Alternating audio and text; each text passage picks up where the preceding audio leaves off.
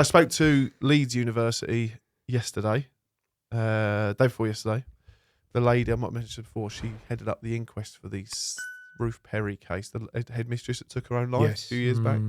She was big on that. She reported in. She also went to France a few years back because she studied French employment law, and her evidence and what she gave actually put 2 directors of the business in prison because of their wrongdoing in the workplace and the stress. They had multiple suicides within a big business, and it wasn't being addressed. And then, and the French system covers the mental health side of things. But we need to be looking at other countries, don't we? Yeah. And it's funny when you look at that because you traditionally look at us and think we're the leaders. Yeah. We're the leaders in like health and safety. We're Even the leaders French in are this in front of law. us. That's how lovely it's got. That's French. There's French abuse so much everywhere. His mum said the other day to him, Alex, it just happens. It's been 35 years of it for me. Just deal with it. I'm not a fan of that accent. That was bang on. That was Thierry Henry. Right. Construction Sport Podcast. The boys are back in town. Jack, Bayley, welcome. Pleasure to be here, mate. Bailey, thanks for coming down. Thanks for having us. Headed out of the big smoke. Yes, mate. Yes, mate. We finally made it happen. I know we've been talking about it for a long time. PhoenixME. It's just PhoenixME. Yeah, PhoenixME. Yeah. PhoenixME. Yeah. PhoenixME. Yeah. No, don't call it PhoenixME. Just PhoenixME. Yeah. Where are you based anyway? Phoenix, you're other side.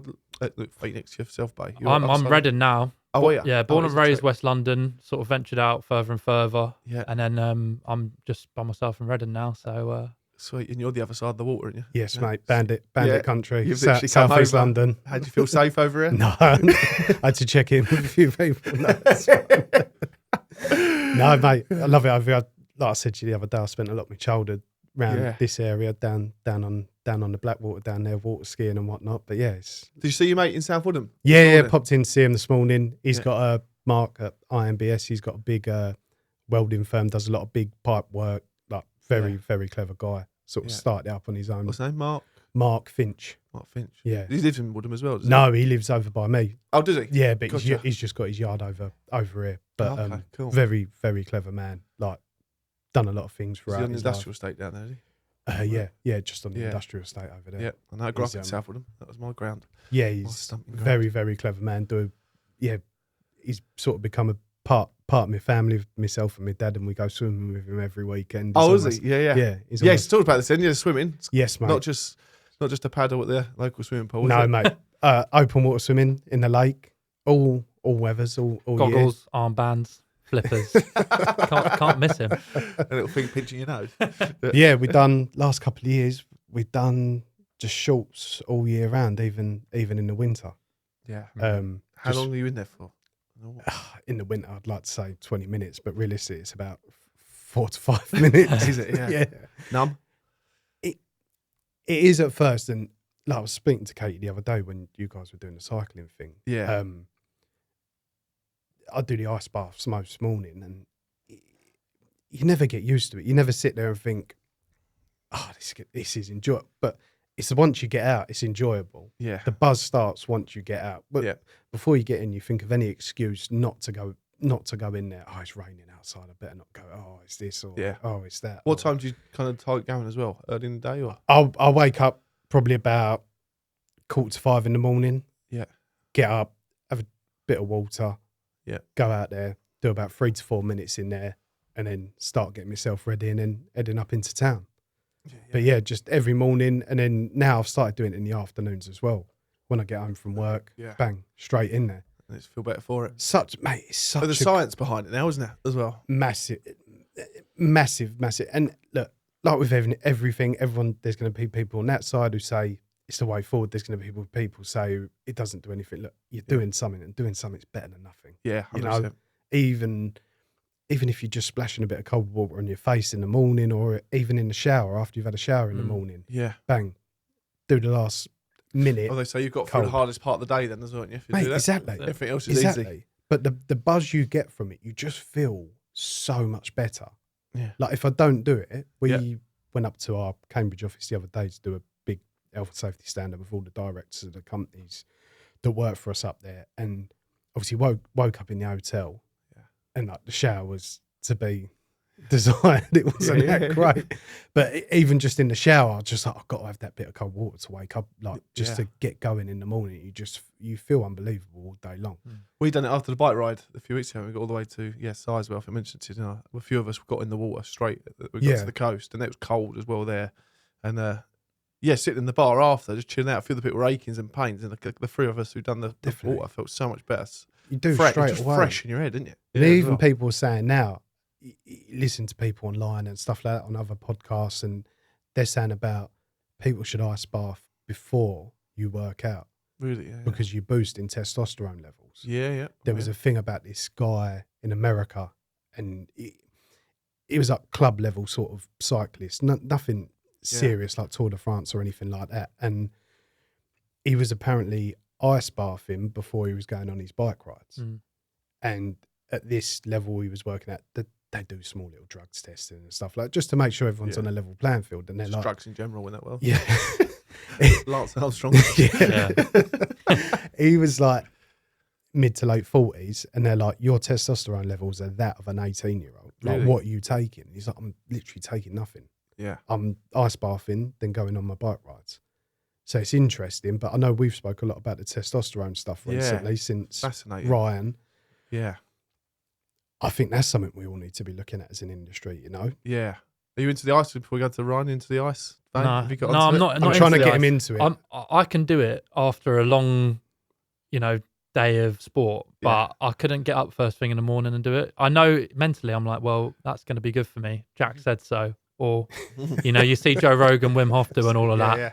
But I'm very much a casual ice bather. Yeah. But something I know will be beneficial for me. But definitely. We need to get on the site and do it. I know, we do. Definitely, 100%. We want to sort something out. And just to introduce people to it and just say, look, it's another thing to add your belt. You do feel better for it, and it is building that bit of resilience of every single day, going out there, getting in there and just giving it a go. Yeah. And even when we go swimming, albeit, all right, we look forward to the bacon roll and the nice cappuccino after more. You've earned it. Yeah. But it's like you've earned it, and it genuinely sets you up for the day. Yeah. You've got up on a Saturday morning, every weather, even if you've had a couple of beers after work that night. Oh, yeah, you're right. Do you know what? I could lay in bed today. But it's a good hangover cure. Oh, mate, definitely. Yeah, definitely. Yeah, so we were looking we're going to do it on site. We've got a few things in the pipeline. We haven't confirmed a couple of them yet. We'll do the ice bath. But Power Day, you've got the one set up, they don't use the other day, use the other year with the ladder welded in it. And Tara over there messaged the other day, so it's available as soon as you want it. Just let us know. We'll drop it into London for you, wherever you want it. So, okay, so filling it out with ice. And they've Red Construction will do it on their roof of one of their projects. Will be quite cool. Lift it up on the crane. And then, that'd be quite cool. But that's going on Ryan then. So Ryan Parke, wasn't it? So yes, Ryan Parke. Unbelievable. The men's coach. I feel like, thank you for having me. Like I said to you, we're going in this vicious circle of everyone's, since the whole mental health thing exploded, however many years ago it exploded. Yeah. All you keep on seeing is we need to get construction talking. We need to get everyone talking. Yeah. And everyone is talking about it. Everyone's talking about it. And you're going to have those odd guys and ladies who don't want to come on and talk to someone, you know? And it's like saying, are we just going to allow people to keep on having issues? Yep. Or are we going to give them the option to say, look, this is front end stuff here. Start applying some of this stuff to your life. And 8 or 9 times out of 10, it's going to make things a little bit better. Yeah. It's not going to make that problem happening over there go away completely. But for you to be able to cope with it, it's going to make it a bit more doable. I think that when we came across Ryan, we came across him maybe 2.5 years ago. Yeah, where did you come across him? It was Construction Week in London. He done a small version of the talk he gave you guys. Yeah. And we thought he was really good, but we thought he had a slightly different angle to what we've seen before.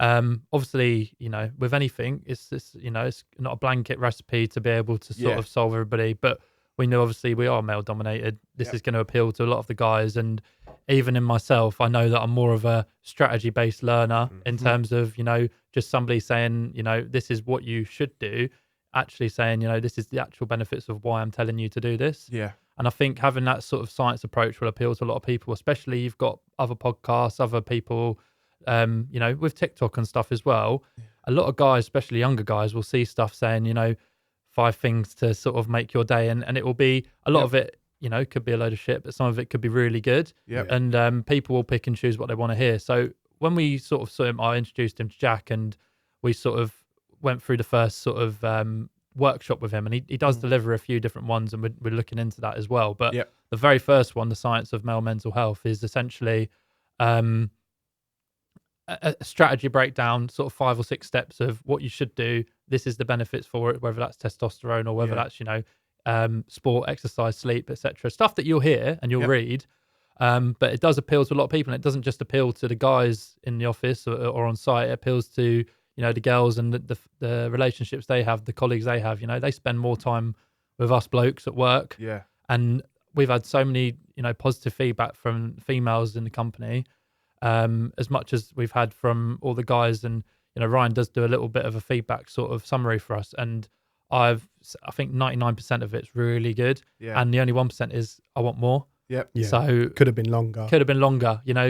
But I can't praise him enough. And obviously shout out to Ryan, but he's sort of leading that in a science sort massively. of portfolio. And I think I'm glad that you sort of benefited from it as well. hugely. It has. So we keep saying about the testosterone. It makes so much sense, doesn't it? I feel like we have almost been, not gatekeeping Ryan, but selfishly keeping him to ourselves. Like posting about him on socials and stuff like that. But to put it in front of someone like you, who has such a big reach across the industry, I feel like is the next step for the industry. 100%. Because I look at it and it bugs my head big time, because we go to war or battle with organisations across the sector, and you're fighting with, they're talking from a corporate sort of way, but then like we're missing the fucking science and the facts here, aren't we? Just not about construction, just health in general. Yeah. And I say it's men's health, wouldn't it? But he touches a few things. I think it's about the estrogen thing, the women thing, and that he's not just the one dimension. He's saying that this is what I do, but by the way, the drops a few bits in there was key information. But yeah, to me, it's just like, so we're seeing it now. So with the university stuff, we're speaking to different ones.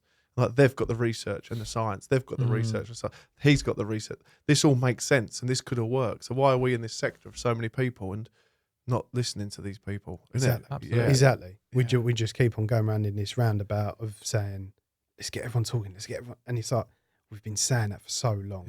The talking thing as well, it gets to me, because I'm like, if I went home, especially with what we open ourselves up to here, if I went home to my missus and told her about what I've gone through that day, she ain't sleeping for weeks. Exactly. But like, I get, and as he rightly says, doesn't he, right, I suppose, so there is an element of the talking, but just to get the ball rolling, but there's so much more needs to come in there. Exactly. Definitely, 100%. Yeah.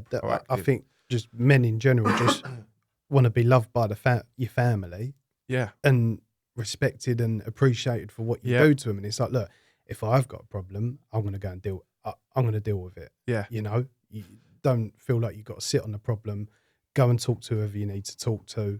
Take those next steps, and it's like your physical health. It's just health in general. Everyone separates it, carves it all up, but everything feeds into that body, your body. We've got it, and we've said it for a few years now with the way that we've seen people engage with the sport that we've done, more than for the football and the rugby, a little bit with the team stuff. And I've married it into kind of my story or pathway's been over the last 20 years. But it's like between the ages of 16 and 21, you kind of, think you own the world and you think you're growing up and all that. So you're out there all day long, just not worrying or giving a shit about anything, smashing it all up. The next thing you know, and then you're playing rugby. I was playing rugby every weekend, training 2 times a week, and then literally, still living the life around it. So your circle's just as big. You're engaged with everyone, isn't you? And then mid-20s, early 20s through to 26, 27, from my perspective, I used to get a bit more serious with your girlfriends and all that, or whatever. And then you end up just getting that. And then that 2 training sessions becomes just 1, and then the match. And then come mid-20s, you're only playing every other week. And then come 30, the mortgage comes late 20s. I can't afford this now. I can't afford an injury. I've got to work the weekend. So you pull away, and then you train a little bit. And come mid-30s, you ain't playing, you ain't training. You ain't playing. You see your mates twice a year, maybe, if you're lucky, a fucking stag do. And then you all just get completely cahooned and regret it for the next 6 months. And he said the same. And Ryan said it. He said, Steve, he noticed with the patterns with people he sees privately to deal with and works with, that they always say that they go, my problem started 2 years ago. And they know what happened 2 years ago. I I actually quit my football team at that stage. So him talking about science and him literally marrying into so much sport and saying actually helps. I was there sitting there going, keep it coming. Yeah, keep it coming. Well, that's the thing why construction sport's appealing to us, not just me and Jack, but the business. We're keen to sport and we're keen into, the science behind it and the physical benefits of exercise. Obviously, speak for itself, but the mental benefits, obviously, come with that naturally, doesn't it? It comes naturally and something that's obviously been quite widely spread recently. But, I'm seeing it myself now. I'm sort of mid-20s. A lot of my friends are dropping out of sport. My sports are cricket, football, going to the gym, whatever. But a lot of my friends play all the way through. And I'm lucky I play at a club, cricket, where a lot of the guys in sort of my team are grown up with me. But that's not common. You play against other teams and you play against one guy I used to play against, but you say, where's all the 3 or 4 other guys? They've all dropped off. They all drop off. And I think Ryan's spot on. It is like linked to sort of what's the domino effect, you can say. And it's bad. And I know like a lot of people, I sort of had a quarter life crisis and you go, well, what's the next step? You go, oh, I'm going to do, Hyrox. Like I know the lads done Hyrox. So I done one. Done one lot, It's a personality trait now, isn't it? And, that's exactly what it is. Oh yeah, I get a lot. I done one last year. I get a lot of shit for it, but I won't. He's on the billboard in the office. Bailey's froze the TV screen. Somebody stitched me up. We have a sort of internal newsletter that goes. You're not alone, lads. And the blokes have just got the same one of me going every single time, and I'm sure it's frozen. But I'm starting to think it's a bit of a conspiracy theory, and they've just got me on every slide, and it's just like. Oh. Well, we had a 6-month build up to the one they've just done in Berlin. And then it's all going through. They're serious about it. He hasn't done half the walks we're supposed to be doing together because he's been moaning about his Hyrox coming up. My missus looked at it the other day and says, what's that 1:18 thing? I went, that's their score. She went, what's that time? I went, she's been, all that for an hour's exercise. They've been going on about that for an hour's PE lesson. PE lesson. It's all about the little stitching thing you get at the end of it. That's what you want. You can whack it on your rucksack. Yeah. Oh, so you get different. You get a little. We turned up for our first one. A few of my mates done. We went to Nice last year, and we turned up at the airport, and these geezers had all the equipment, proper vests on, built like a brick shit house, and they had the rucksack, and they looked like they completed, Europe. They had, Paris, London, Skegness, and I was thinking, yeah, it was. And then we got to the end of it, and I thought we just thought cost of the rucksack is like nearly 200 quid. I thought it's not worth it. So I've got my little stitch in, but they must have given me the wrong one. They gave me a pro finisher, so I might as well wear that. Claim it. Yeah, I was going to get a tattoo of it, but probably I might need to do another one first. I've got an England Academy badge on my bag, so I found it on the golf course that she left there. I was like, I love that, thank you. Stick that on there, lovely. That's a shank it round. What's your time? What do you do it in? We done 1 hour 12. Oh, he's annihilated you. Absolutely annihilated you. But we struggled with counting laps. I think that was my mates forgot to count one of the laps. So is it just like CrossFit? It's you just go round and round and round and round. PE. It's you do a kilometre run. Yeah, kilometre run, then you do an exercise, and it is hard, to be fair. I struggled with it big time. I thought it was one of them ones where. Where was your one? What did you do? We done Nice. Oh, nice. Yeah, so nice, and then we done a little. We went for the holiday, really. We didn't. Do you know what we didn't? We done a bit like yourself. We done no drinking for about 2 or 3 weeks before. Took it seriously. Night before, we clocked that our actual event wasn't 8 a.m. in the morning. It was like lunchtime or something. So we thought we'll have a few beers in the evening. But luckily we sort of had a bit of self-control. But I think it's good. It's something to train for, something to keep yourself motivated. Yeah, boys love it, do you? You do another in Birmingham? You signed up for Birmingham in October, yeah. It's massively popular. You can't get into some of the London ones because it's all balloted now. So it's easier just to go abroad. But it's amazing, isn't it? The effect. Something comes along and it's so popular, everyone just wants to get on board and stuff. Like you look at the padel. Is it paddle? Paddle. I call it padel. Do the real players call it padel? Padel, yeah. That's they call you El Padel. El padel. But you look at that, that's become huge. Yeah, my mum and dad love it. Over in Spain, they're onto it. People, Joe Marler, there's a celebrity one going on at the moment. Joe Marler up playing, and then another celebrity, and he's like they're the captain teams in like a championship or something like that. We're in the we're trying to book something up for autumn time because it's a you can do it mixed. We're going to do a mixed doubles tournament. Hopefully, raise a bit of money for charity. Yeah. But again, it's team building. Yeah. It's easy. It's trendy at the moment, and it's not too bad to organise. So something that we're going to try and do. So, no, it's great. Isn't it? My little boy was doing it, and he's coached with a bat, and then he doesn't do it anymore. But he just does tennis now in general. We're a tennis family. I love it. This is we can't go to the dark side and go paddle because they're getting rid of a lot of tennis courts to make the paddle. That's the thing. It's just becoming so popular. Yeah. So the Hyrox one, we've got a good friend of ours, Jess Tappin. She was on here actually with her fiance Dan, but she was a heptathlete. She got the Commonwealth Games for England. She represented. She went over to Ireland, done a bit over there because she qualified for Ireland. Couldn't get into the Olympics because they didn't allow it. The way her route in or whatever. But she was like number 4 with Jessica Ennis and Johnson Thompson. Yeah, and then there was I think maybe another girl, and then there was always Jess. So she was always kind of bridesmaid, not the bride. So just always outside of getting to the Olympics thing. But she is she's got into Hyrox now. She's retired from that, from the athletics. To start doing. And she was like, what should I do now? I've kind of stepped away. When she came in here, she mentioned it. She said, I think I'm going to do a Hyrox. And then she went and done one in 101. She went and done a doubles in 1 hour 1. Yeah. And now she's going to Chicago for Open Worlds. Qualify straight in. It's unbelievable. So seeing up people like that, isn't it? And if they're going to channel it, and they've got that competitive nature already, mate, there'd be quality to see that. Just turn around to anything, especially from what she's come from, jumping into something like that. Yeah. A bit of focus as well, wouldn't it? Fair play. She did put my name down. Who put my name down and that was responsible the other day? I think it was Jack. My sister mentioned something. And then she said, just get Steve to sign up as well. I was like, get involved, mate. Hyrox Barbados. I'll be up for that. Yeah. Well, that'll be it then. That'll be the next one probably. Yeah. Can you sponsor her to the boys of fundraising? What? Barbados. But I think it's that thing of just doing sport with your mates, getting like you look at the rowing stuff we done last year with the boys.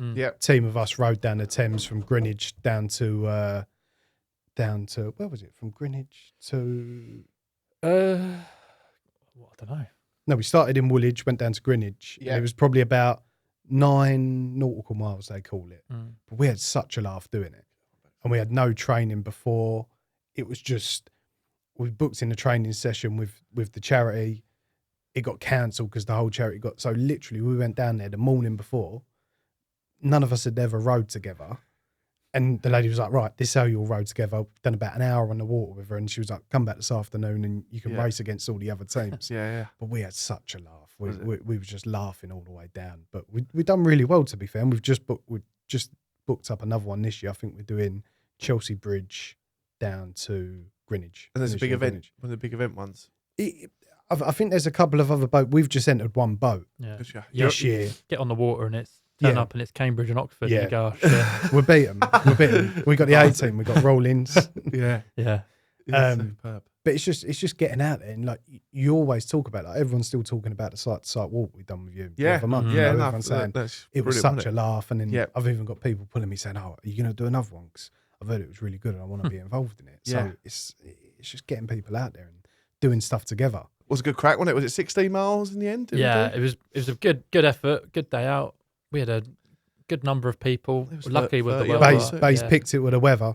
You picked it with the weather that day, mate. Yeah, a lot of controversy over the dates I chose, and they weren't laughing. Never in doubt. I was laughing at the end there. But no, it was a lovely day. We had about 30 odd people. All the London projects for PME. Yep. You guys on hand. It was really, really good day out. Really, and it wasn't, the walk wasn't, particularly too taxing. Yeah. But it was actually an idea to sort of get the people that are sort of more head office based to see the projects we're working on, because that is something that constantly comes up as feedback. Well, we work in, finance. I never get to see what projects we're working on. Well, there you go. There's an opportunity to do that whilst, getting physical activity and whilst speaking to colleagues that are on site. You've got people there that are apprentices, you've got people that are ops directors, you've got people from reception, you've got a whole mix of people. Throw in the likes of you guys in terms of experts and trailblazers for sort of speaking out and obviously construction in general. Yeah. It was a great event because I spoke to people there that I'd never really spoke to before, and you get to know what people. We've found a lot. There's a lot of people. There's a couple of people doing the same job roles on different projects. Yeah, never met each other. Never met each other. Yeah, and they've been there 10 years. It's the amazing thing. Most of the time, people only ever see each other at the Christmas do, or if there's a leaving drink somewhere, and you have people on a job like we got 3 or 4 jobs on Oxford Street at the minute, and it's like, on the same. You're only down the road from him. Why don't you go see him? Yeah, it's just people just wait till then to go see each other. But it was nice to have that mixed bag of throughout the business, and it's even walking past old jobs. I walked past that first ever job that was on for Phoenix when I was an apprentice. Yeah, and it was like you always remember that job, but then walking past it, I thought, God, I've never been to this side of town for that 15 years. Yeah. And it was so fun, like just thinking of the stories that happened on the job when we was on there and stuff like that. Because you started off on the tools, because you're in health and safety now. Doing health and safety now. Started off on the tools with Phoenix, done my apprenticeship with them. How was the apprenticeship? What's the kind of 4 years. 4 years. Yeah, 4 years. Phoenix has got some great sparks. Been with the firm for years and years and years, and that I think that's the good thing about the business. Like you look at, they've done a news piece on me the other day saying I've done 15 years, and I had all the older boys texting me that Friday night saying, "Oh, you're still a young pup." They've done like 35 years. I think what is Jeff? Jeff's on 50. 50 years. Wow, 50 years. Yeah, and he's been on the firm 50 years, and is that how long we've been going?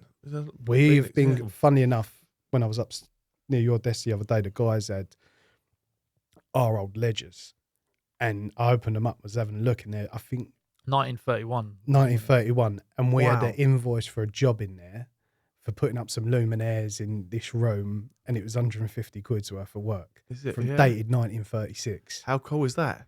And these books are like, I was just having a quick flick through them, and they looked some of the and stuff. What was it? I suppose it electrical then? Electrical. So we started off as Phoenix Electrical Company, then over the years just evolved into the mechanical as well. Always in London as well, was it? Predominantly based in London over the years, but years and years ago, I remember Jeff saying to me, we used to do work in India, all over the world. Yeah, there used to be work all over the world. Amazing. Back in the day, but now, the same people behind it at the top, or how's that worked? I think the ownerships in terms of staff, the staff has been there. Project directors, ops directors, been there for a long time.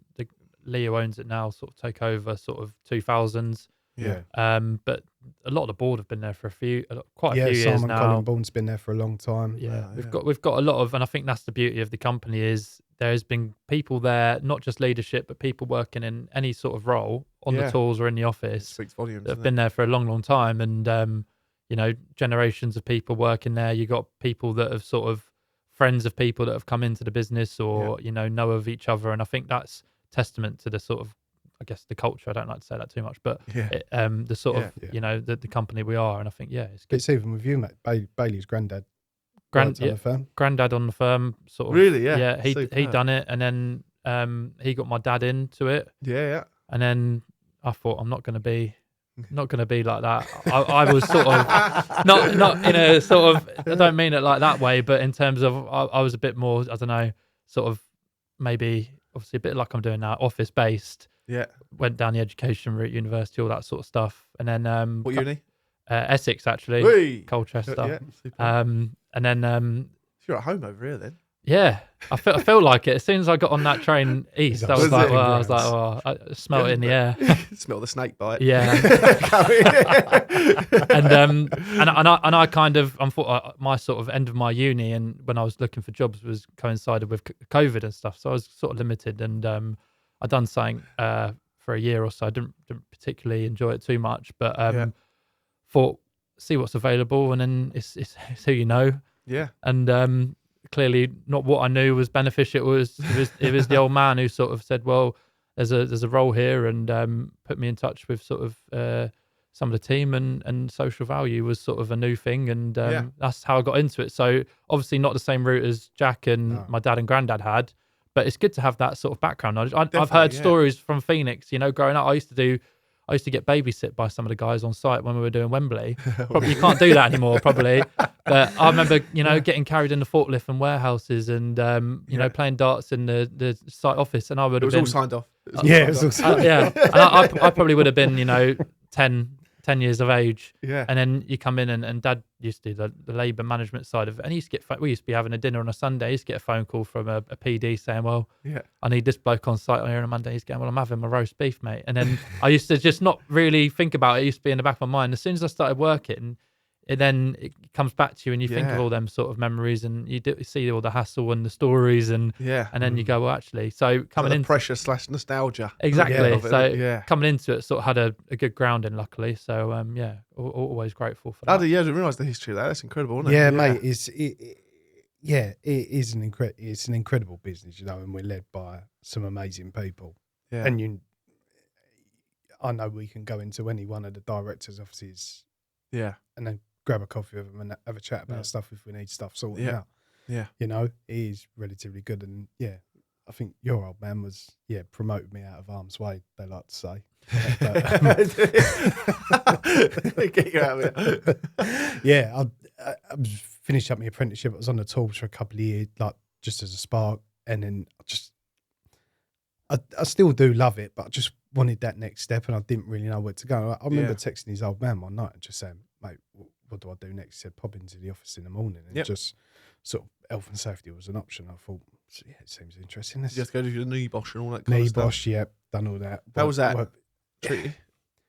It is tricky. I think it's a test and I feel like you get most of your experience growing up doing doing an apprenticeship, working on site.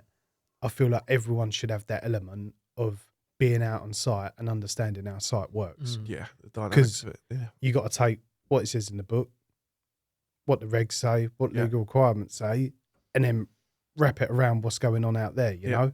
Yeah, for sure. So you need that balance of saying, right, that's site, that's that. Let's put them together and make it work. Yeah. What's the how's the apprenticeship scheme working for you guys? Is it beneficial? Do you feel there's improvements taken? Because I know we speak to CITB a lot on this. Yeah, they're quite keen to obviously get moving. Yeah, our apprenticeship scheme is probably been up there for a long time, and I think we've obviously like Jack and that's coming through some of the guys, and we were speaking about some of the younger guys that we got now, really, really talented and really driven. And I think that a lot of, if you speak to any of the board directors, most of them have come through an apprenticeship one way or another. And, we've had training partners and we've had, different colleges, it's not always. Say that you use the colleges. Yeah, we use colleges and we've got quite a good relationship with a number of different colleges. And, a lot of it is sort of, it's never going to be perfect. There is obviously some students, some apprentices work in different ways and they don't like the college. And it is sort of rule of thumb of finding himself. Yeah. And, but in general, it's been really good. And I think we've got over 30 live, 35, 40 live apprentices. Yeah. I think last year we took on just around 10, 11. Well, actually, if you include the engineers, we've probably got close to 15 last year. And, if you're bringing in that talent every year, it's a testament to obviously the people that are supervising them and stuff. And, and it means that we can take that, that it's not a risk, but you can take that punt on, a lot of young guys because we can mold them into good electricians, good workers. But, it's a two-way thing. The ethic there, don't you? It's a two-way thing, isn't it? Yeah. But the apprenticeships in general is really good. I know, obviously, like I said, training partners are very good, and but it won't suit everybody. And I think we do speak to a lot of, when we go to job fairs and stuff, and we say to a lot of young people, why not be an apprentice? A lot of, I know my school was very much university. And obviously that's where probably 80-90% of people in my sort of year went. Yeah. But, you rack up debt and you rack up, your tuition fees and stuff. Whereas you can come and work sort of between sort of 16, 18, get on site, learning real life experience, learning the sort of the work ethic, the morals and values of being an electrician, being a hard worker, being somebody who works for Phoenix, seeing the supply chain, seeing, what good looks like, what bad looks like. And I think when you get out and you be sort of 21, 22, you're fully qualified, you're on a decent whack of money, and you're on your way then to becoming either a future leader in the company or, being a very good electrician that can sort of have any path that you can take that and go travel the world, And this is it, isn't it? The beauty of construction, isn't it? There's a job all over. Glamour of getting an apprenticeship and stuff like that, and it was always ingrained in me as a kid, and I'm sure get yourself a trade. You always heard like get yourself a trade. I grew up, my dad's a local builder, you know, I grew up going on a site with him and my granddad since I was a kid, like they were just building houses and stuff like that, and that's all I've ever really known. Yeah. And I had a stint when I was going to go be a PE teacher, and I thought, I doubt that's going to... Don't like Hyrox. Yeah.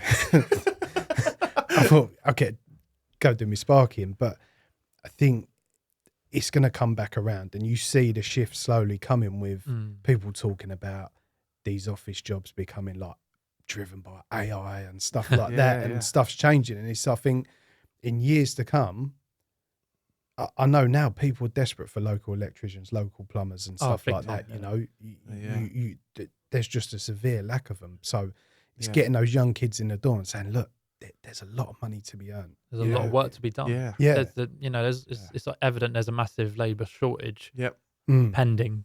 Yeah.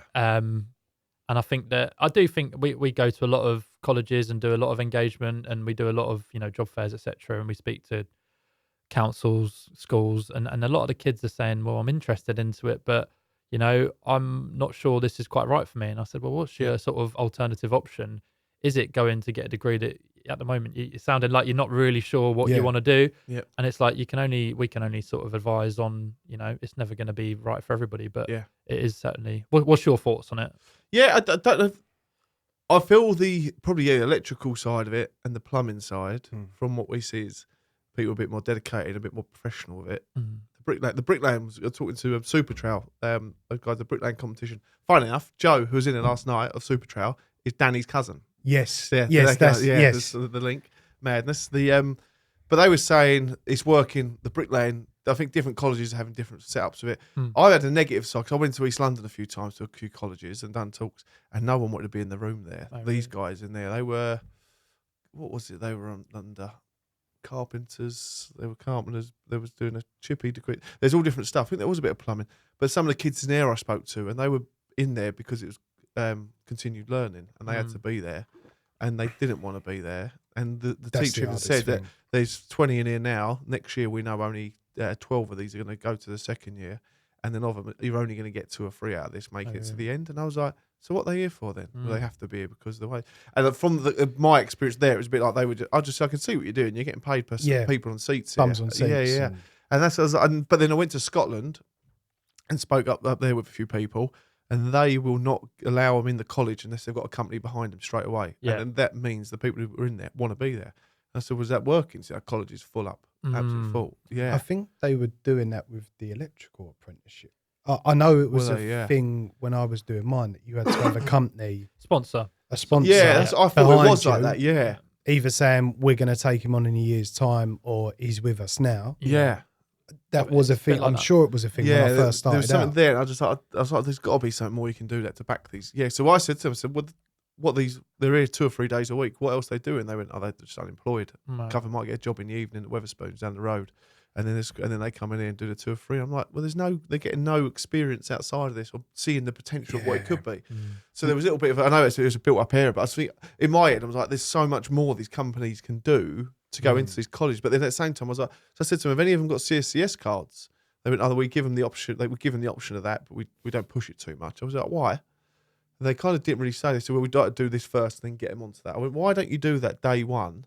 So if they do fall out, they can at least start as a labourer somewhere, and then they can find a path. Then. But they don't know. My idea then was they might fear people jump out of college early, and then but at least they've got. I did it that way. I didn't have anything. I started off as labouring and then just kind of worked my way through there really, and I loved it. And then still labouring now really, but pushing along. So I think there is.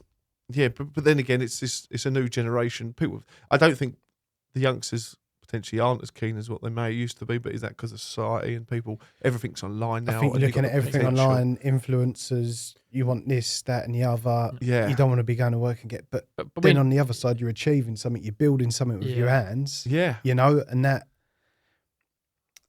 sort of self gratification of I've achieved that. Yeah. Like, I wired this room, or I built that wall, or I plumbed that sink, you know, I put that ductwork. So I think it's too easy to blame to blame the generation coming through, innit? No, to give him too much credit, but Alex literally built this room, hands on, pretty much built this room, and now you've come out of it, and then the work ethics there. Table. Yeah, I've done that. But all the wires, everything that goes behind running this, the boys are doing this, and all that. So and you do see it, on, like and the boys are generation, there. and there's that generation do want to crack on if the potential stage. It's marking it to them, isn't it? Really, but that's another way, isn't it? How we can. In the mental health stuff, it's like the industry. What we're marketing at the moment, we're marketing an industry what's got terrible fucking mental health stuff. Yeah, and look, the stats are there, but then there is some. We're not focusing as well on the really, really good stuff that's going on in the industry, as much as it is a problem. Yeah, I do think eventually we will get there. I don't know the answer. I don't think anyone really knows the answer of how we're going to get there. Yeah, but I think one day we will get there. But there is so much good stuff going on in the industry. It said exactly the same last night. We said that we're all here. We all know how bad the bad news is. But we're all here because we fucking love it. Yeah. So there's obviously something there, isn't there? But like even like you'll have stories from like you'll know stuff from Dad from back in the day. Like some of the funniest stories I've got either happened on site or a story of one of the fellas that we used to work with, and it just sticks with you for life. I was over where was we? It was not White City. It was used to Shepherd's Bush way. It was over that way. I was dry lining, putting a ceiling fix in, plasterboard up, and I had a little hole in my trouser.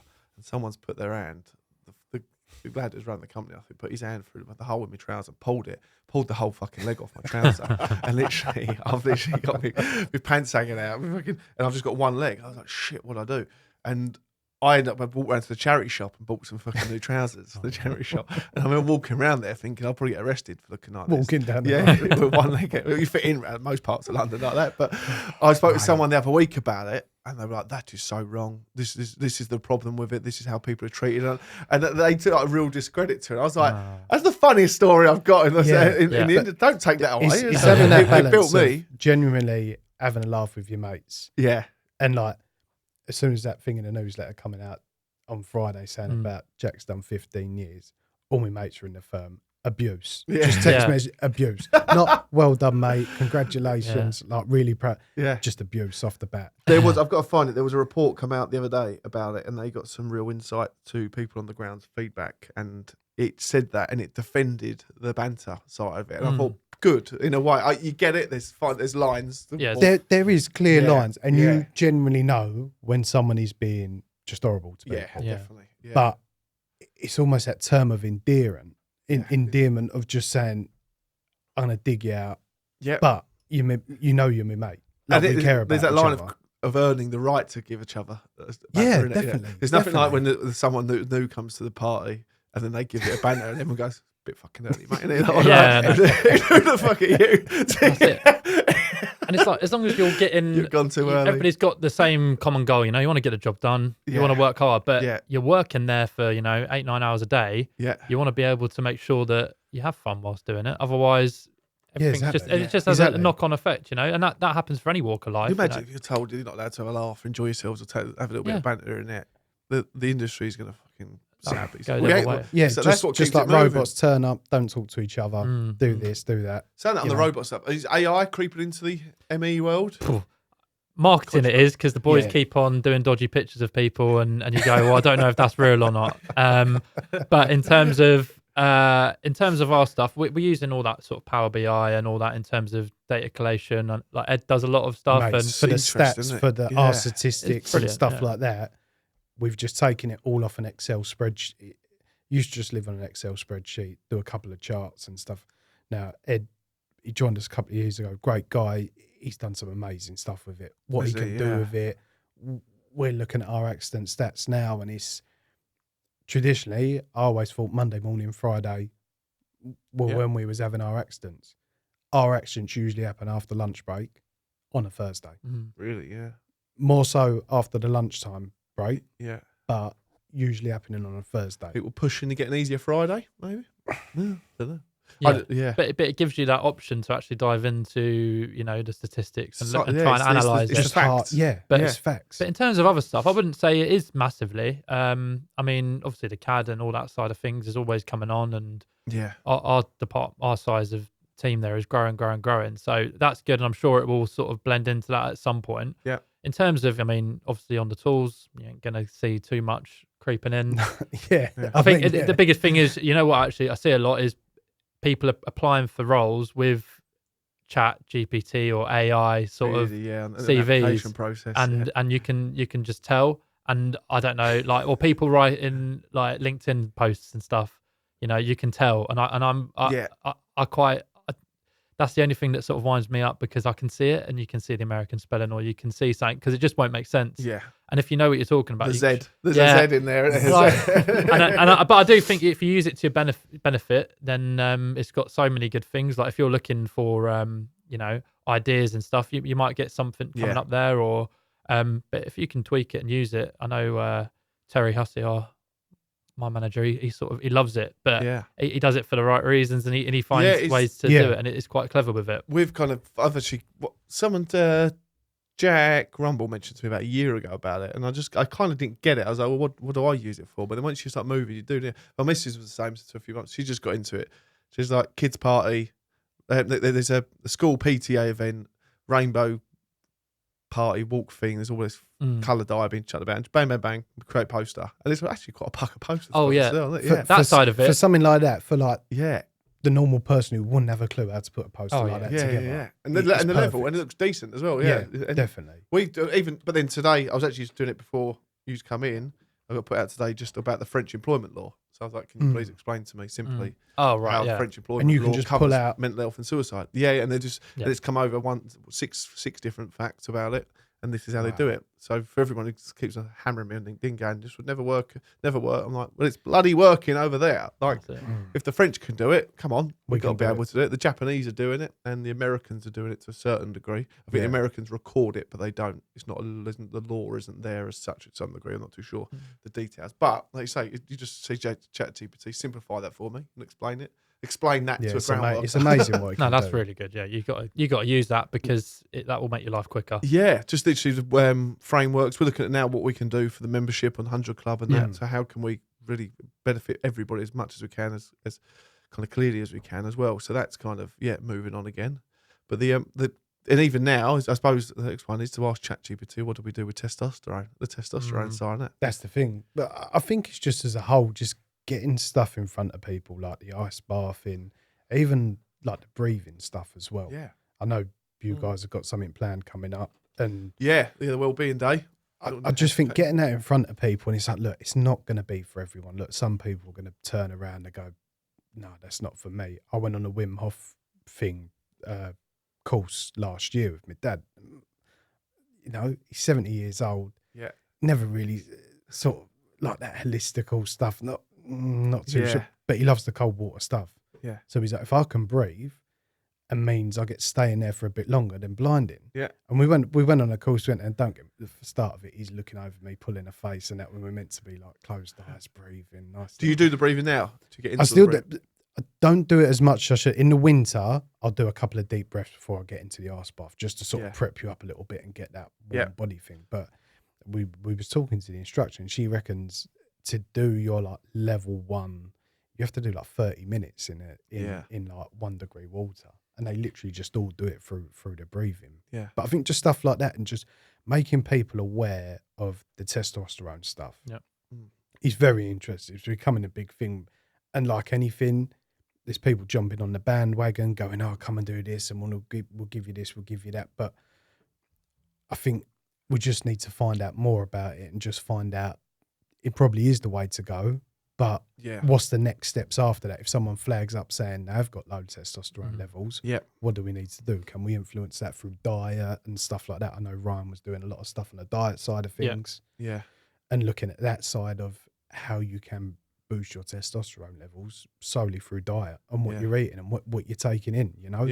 And you only got to look at, like we spoke about it 1,000,001 times, you go into the site canteen, what's the first thing you see?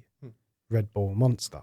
We were just doing it all, looking at analytics of all time, in terms of LinkedIn, what I've put out there, and my second most popular post ever went out there was literally the BP garage fridge, talking about the coffee. Oh yeah, went bonkers. Yeah, that was, and the Lost City one was last year. That was the biggest one. But Yeah, I said to the boys, they have all that. One of the most popular fucking posts I put out is a fridge in the back of a BP garage on the fucking side of the motorway.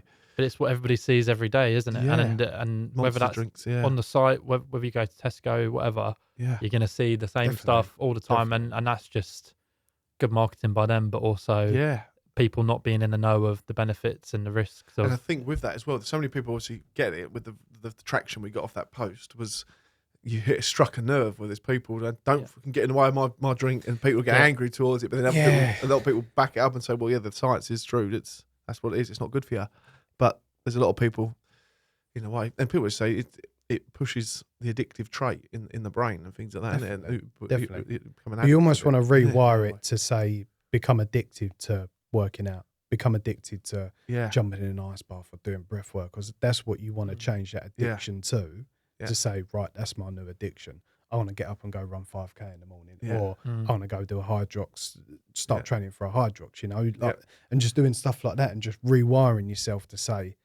I had it 10 years ago. I was on operation with my stomach, and then my hydration levels are suffering massively. And they said, so you're going to suffer with headaches a lot more. They might come up every now and then.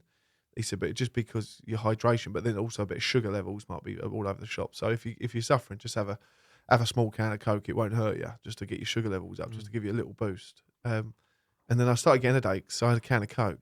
And then an hour later, I'd get a headache again. I'd have another can of Coke. And I said to my missus, I'm getting fucking headaches a lot more often than what I used to. Yeah. And she said, well, how many cans of Coke? And I'd done like 6 cans of Coke in a day. And then I was just like, and it's only then talking out loud to her and saying it, I was like, that's not right, is it? She's like, no. And I was like, holy shit. I was like, now I'm just addicted to the caffeine of the Coca-Cola. It's like that headache. You're craving that. Yeah. So from that day, I just got one of the big Robinson's orange squash bottles before work and filled that up and just had orange squash. Because I said to the time, I was like, I'm not interested in water. So I know I should, but I can't just drink water as it is.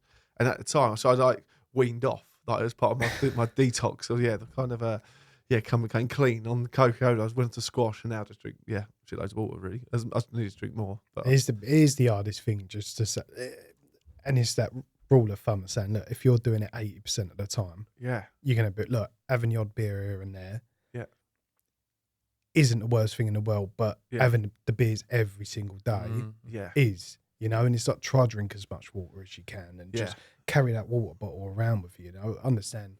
Out on site, it can be difficult for the guys. Like we're doing a thing soon where we're giving all our Sparks water bottles in the summer, so they can stay hydrated. And with all the load of Phoenix branded stuff, so we're going to hand them all out with cooling towels and stuff like that, just to keep them cool in the hot weather. Because traditionally we're on shell and core in the summer. Yeah, as I said, what's shell and core in the winter, fit out in the summer. Yeah, so you're getting hammered by all climates, really, I suppose. Isn't it? Yeah. To be fair, it swings in random, but back in the day, I used to think, all the time we get put on a shell and core in the middle of the winter. Yeah. Freezing cold, and then all the windows go in. So on a big job, had you guys, so an M&E projects from this, pretty much as soon as that shell's up, the core's up, sorry, you're there to the end, aren't you? So so it works in all different ways. So we'll do shell and core, fit out, and data centers.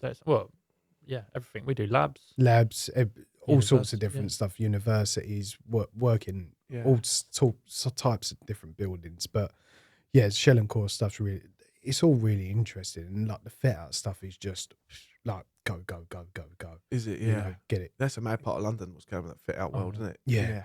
I was just the fact the other day, it's something like 80% of construction in within a certain part of London is the buildings are already there because it's just all fit out. That's the thing. Yeah, it's just change. Stuff gets changed. A couple of more floors get added on top.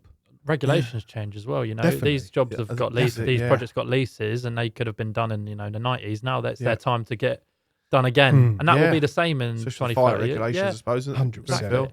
Did Grenfell change much for you guys in the world of that? Is it a bit? I mean, not too much in that sector. The stuff with the Building Safety, obviously the Building Safety Act. That's changed massively off the back of that. Fire regs. Yeah. I mean, it didn't massively directly impact us. Stuff has changed in terms of fire on site. The hot works stuff has massively changed on site. There's a lot more procedures in place, and then you have your thermal imaging cameras and stuff like that. So there is a lot more steps in place now, which is a massive benefit. It is a good benefit to prevent that fire on site, especially with hot works. Albeit a lot of our stuff is relatively, we're not doing that high risk hot works. Yeah. Majority of the time it's a lot lower level stuff, but it just captures it a lot easier. Is it? Yeah. So it's just getting everyone through it, getting everyone on board, understand what they're doing, how it works and stuff like it's like anything. People have done it for so long that way. You must have just people's job at Phoenix is just to keep your eyes on regulation changing all the time, is it? And things like that. Yeah, as a department, we do that, and then with the planning side of things and whatnot, and everyone's got their eyes on what's going on, and that information gets shared within the business. And if we do need to change something, pivot off left, change it, get it sorted, put a new procedure in place, and run down that merry road. And you're on the social value side, as you said, weren't you? Yeah, social value side. It's trendy, it's new, and to be honest, it's really good. And I think that, I mean, you guys probably know from yourselves, it's not something that was a massive priority. And to be honest, a lot for some people, it's not a massive priority. And I think that the shift in sort of towards ESG and sort of winning work and tendering for jobs with massive companies now. You could be tendering with massive global law firms, or you could be doing it with massive data center companies, and they all want to see, and that could be anywhere. It could be Europe, or it could be regionally, it could be especially in London. They'll want to, they're putting down their job in a massive part of London. They're going to be paying a lot of money for that. Well, not only are they getting their building built, they want to see what benefit they're bringing to the local community, education.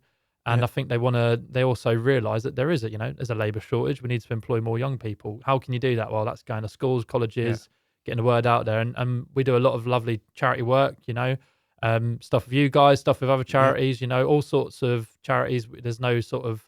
Because you're merging it in, and I'll say this because I know a lot of companies aren't, you're incorporating your whole team in with the social value, aren't you? Yeah. Other companies just think it's going out and doing something in the community and forgetting about the whole workforce. Oh, So you guys are... A priority for me and Jack is the sort of internal employees. Definitely. We got to look after our own guys as much as we look after everybody else. The stuff we do elsewhere is obviously project dependent, location dependent, but the stuff we do for our own people is a massive priority in terms of trying to get team building, trying to do the wellbeing stuff, trying to also get people out, encouraging them to do the social value, whether that's volunteering or whether that's going to do the job fairs and stuff, because you get benefit out of that. It's a slight change of scenery.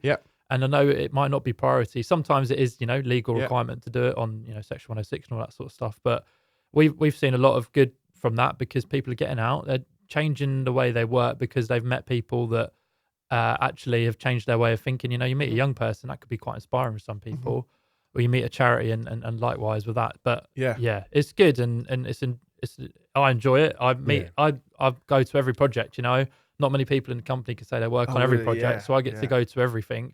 And meet everybody on there, but that gives me good feedback because somebody's always got something to moan about. That might not be my sort of direct issue, but I can then signpost them to the right people, and also they've got lots of good stuff to talk about. If they know you as well on site, it helps all the time. Mate, speak to someone direct. Definitely. You've got to have that bit of communication with people, and that's the biggest thing. Being able to talk to people, and it's like we discussed with the mental health first aiders, and it's we got so many throughout the business there. We've got mental health champions and everything, but my biggest thing I say, look, you don't have to be a mental health first aider to check in on someone and say, look, you all right, mate? Is everything all right? It's just being a good person and being able to reach out to someone and just have a conversation with them and say, look, I don't know the answer to that. Let me go have a chat with someone and we'll see where we can sort something out for you, Yeah, incredible. Well, happy days. What's next? Well, how's the challenge going this month? Is it coming? We're getting there. To the end. We're getting there. No doubt we're going to have everybody at 20,000 kilometres It's based added. on kilometres and it'll steps. So it's kilometres. So run, walk, bike, swim, row. Everyone walks throughout the day. And that's the biggest thing. People go, I'm not really walking it. I'm like, you're walking from here to the station. Yeah. That's even a kilometre a day. That's still 30 kilometres a month. Yeah. Definitely. So get it on there. Yeah, it's Helps good. Out. It's just sort of everybody likes to backlog it do it at the end of the month, and we've got a little bit to go, but we'll get there. And we've seen it every year now that we do it, and it's good though because we've done a lot of different stuff, and we're trying to make stuff a little bit more inclusive, but also make it a bit more of a challenge, you know. Yeah. So stuff like that is good to sort of put people up against each other. So one of the good things we've noticed as well with events, when we do like a football or a rugby event, and it might be a male-dominated event sometimes, but then we'll more so say that away from that, the walks and the cycles. When there's people who like can't do it because they're injured or not fit enough or not confident enough, and in a way we could easily be at a point can it because we can't tick every kind of box in that way. We say then people get involved as a volunteer to help us organise it. It's like putting the goalposts out on a Sunday league match or something like that, or just being on the ride and being in the support vehicle, literally carrying bikes around. Those people get more out of it than the participants. Oh, definitely, because you've helped someone achieve something. Yeah, you've helped them achieve. They've been part of a team they didn't think they would be part of. They didn't realise how big a part of being a team and how much it is. And we say all the time, like if we haven't got you, the event can't go ahead. We need these people. 100%, just anyone in any kind of participation, whether it's actually participating directly in the exercise of sport or just literally, like I say, coming out and helping us along the way with some deliveries is fucking golden. Yeah. We definitely want to get involved with your cycling challenge, though, mate. Yes, I do think we're doing. Phoenix can be the first company to break 200 miles. Yeah, we're going to bring it. Yeah, we'll bring it on the bikes already. They cleaned up. I cleaned them a little bit dusty after the other day. Yeah, I've actually stuck with my sister's garage. She's got a bit of room there, and I was like, I've got to put them in the container again. I said, but instead of putting me storing wide, do you want to use them just for the time being? She's like, yeah, we'll have them. So they're just going to temporarily using them for a couple of weeks. We're going out on the 17th and 18th of June. One with Vinci Facilities, and then the day after that is with the NHS new hospital programme in Walthamstow or somewhere like that. Just between East London, mostly North East London. I think it works out. So so let us know a date. We'll come in. Mate, we'll come in and stick them up there and see if you can get to it. Yeah, we'll give it a good effort. We'll have to do trials first to see who can get on the bike first. Just let us know when, and we'll bring him up. We'll see if he's doing plenty for us in the background. So that'd be the least we can do. I think we're taking on Bradley Wiggins as an apprentice next week. Not anymore. I think he just came out as he was struggling with his mental health, and he was into a bit of a drug addiction, I think. So he had a right sticky pie. He sold all his medals in over the years. I think he's had a real turbulent time. Yeah, it's funny. You look at someone like that, you think from the outside he's got everything. Yeah. You know, and it's like, but what is everything? Like, what do you really need to make you happy? You don't need a lot to make yourself happy, you know? Yeah. And it's like Johnny Wilkinson, you listen to him talk, like he is a deep talker. Like, he's amazing, wasn't it, what he done. But to be at that level, and probably Wiggins, to operate at that level. Not so long ago as well. Not so long ago, you have to be this, your brain has to be in this world. It's in a different place. And then when that place is conquered, what comes next? And then it's that kind of everyday life, you know. You worry about the shopping, you worried about the kids and stuff, and it's just not that buzz of. And he was saying, ironically, that person that came and supported him was Lance Armstrong. That. Oh yeah, I heard that he funded him. He sort of funded his sort of recovery and rehabilitation and stuff like that. So, you know, it shows. It just shows. Yeah, the people out there. Keep them close to you. Definitely. That's an interesting story, that Lance Armstrong one, wasn't it? Yeah. I tell you, I just watched really good. Freddie Flintoff. Oh yeah, watch that. You'll love it. I'll give it a little watch. It's really good. Whether you're into cricket or not, they just share more his story in the car instantly. But I remember the 2005 Ashes really well, and then just the buzz of it. I played a bit of cricket through school. I was never a big cricketer. But I liked it. My boys just got into it, and we're a cricket family now. Every weekend we're going to watch the cricket with him, and I'm loving it. But it touches on the 2005 Ashes as well, and how that played a part and who he was. Ricky Ponting, Flintoff went out for the first. We lost the first over, the first test. Yeah, and Ricky Ponting walked out, and he had the same bat brand as Kevin Peterson, and the two of them were paired up to bat. And Ricky Ponting said to him straight away, he went, "Oh, it's going to be a fucking embarrassing day for the sponsor, mate." And he was out for a duck straight away, and he was like, and but the boost, the banter they give, or the sledging they give each other, savage. But then it just goes on, and it talks about that time, and it kind of shows where he was mentally at that stage and how he got through years, but then all the way up to today, really, and where it's been. And everything with his crash and stuff. He's had an extraordinary story because he was into alcohol. You know, you see the pictures of him at Downing Street getting pissed up. Bulimic. He was bulimic. He suffered heavily because he was known. Everyone kept recording the fact he's out of condition, fat cricketer, and he just flipped it around and ended up throwing up every day and in changing rooms. And he's open to that and admits it all. But my brother see him at the hotel. It's in the city somewhere, probably not far from you where you guys are. He was in the hotel lobby of the night after, the big night they had. And my brother went past and he spoke to him. He said, "I've just seen the cricket team. They're absolutely hammered and they're about to go get on a boat on this bus." And on the bus, he's actually up there. We didn't realise at the time. He's got his daughter in his hand. And if you look at it and it goes back to the video, his missus is behind, just like, just thinking, get that kid away from the edge of that bus. And he's just, because his hair just absolutely, rotten. But yeah, it's a really, really good program. Yeah, you can watch that. I'll give it a little watch. Definitely give it a little watch. It's interesting. Yeah, what else is there? What else have I seen? Mobland. Mobland. Oh, yeah. See that? Yeah. Good, isn't it? Tom Hardy. Miss sent me a video of a fella auditioning. And he's doing the Pierce Brosnan accent. We just talked about it yesterday. I completely forgot he's Irish. The boys, I was like, so he puts on that accent, but he is Irish. He is from Ireland. That's the thing. But I think the accent's gone deeper. Yeah, it's gone right all in. Tom Hardy's some man. We'll look at him for. Have you watched the 100-Foot Wave documentary? No. That's worth a watch. Is it? Interesting, yeah. What's that one about? The big wave off of pretty much Garrett McNamara's big wave surfer from Hawaii. Yeah. And he pretty much discovered that wave off of Portugal in Nazaré. Oh, really? Yeah. So it's like one of the waves in the world that reaches 100 feet. Oh, right. And they're all towing in with jet skis and stuff like that, mate. It's real good. There's been 2 seasons before, but this is the latest one. Really, yeah. And they're just going all around the world looking at all these big waves. It's amazing. Ballsy stuff as well, isn't it? Just I love the way that they openly know there's sharks out there a lot of the time as well. Oh, mate, they were filming off of Cortez Bank, which is like 100 miles straight off of San Diego. Okay, so they'll load up this big container ship with all the jet skis, stuff like that, head straight out there, 100 miles offshore. You getting above, you're getting big waves. You need a helicopter to come pick you up live. Yeah. They're all on a jet ski standing there, and they go, "Big fish in the water, big fish in the water." Don't say yes. You see this 20-foot big great white come up. You think, no, it's not a bit of me. No, where's the one the guy got attacked, didn't he, the other year by one live at the actual event? Yeah, that was Mick Fanning.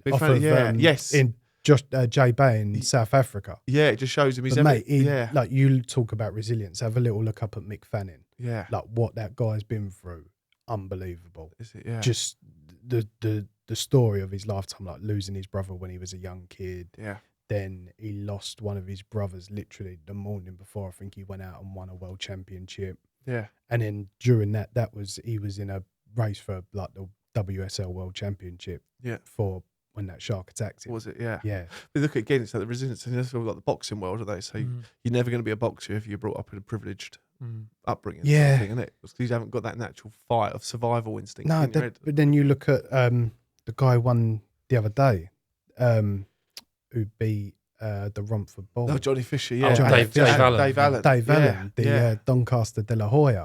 Like, he openly admits, like, he hadn't boxed in like 2 years, a couple of years ago. He was well out of shape, like just in a bad place. And like you said earlier, always the bridesmaid, never the bride. Yeah. Now he's looking at big fights, big money. Yeah. Yeah, because Johnny Fisher's done really well. He's amazing. He's done that. And it's just like, it's nice to see someone finally get their time and it all pay off for him. Yeah. You know? I saw one comment he said, I'm just sitting here a bit pissed off actually the fact that I won, because I wish I could actually sit here in retirement now, but now I've just done that and now his career's at a high, isn't it? But yeah, that's an interesting game, isn't it? All that kind of stuff, where that's going with it all. I try and follow a bit of the UFC and stuff like that. Tom Aspinall, still what's going on there and stuff. He can't get a fight. He's going to have to fight somebody else now, probably. It's mad, because how many days he's gone with? 700 days?